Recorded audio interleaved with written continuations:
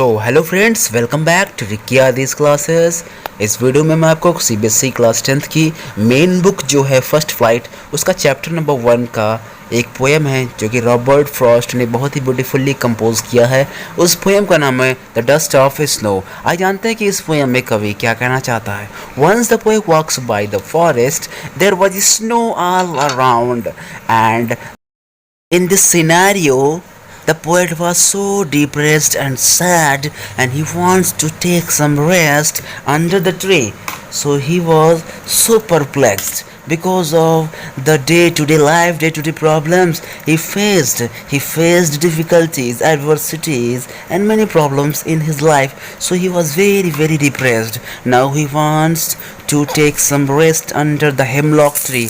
Here, the poet uses a tree which is very poisonous tree. It's a kind of tree, hemlock tree. And on that hemlock tree, a crow was sitting, and the crow was shaking down the dust of snow.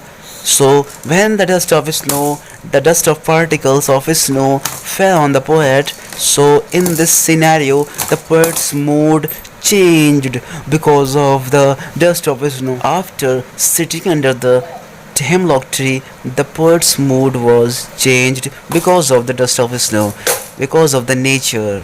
So, on the whole, one question arises in you, that how the poet's mood was changed because of the curative power of nature, because nature has a curative power, and when we see the healing power of nature, our mind will be pleased in that situation.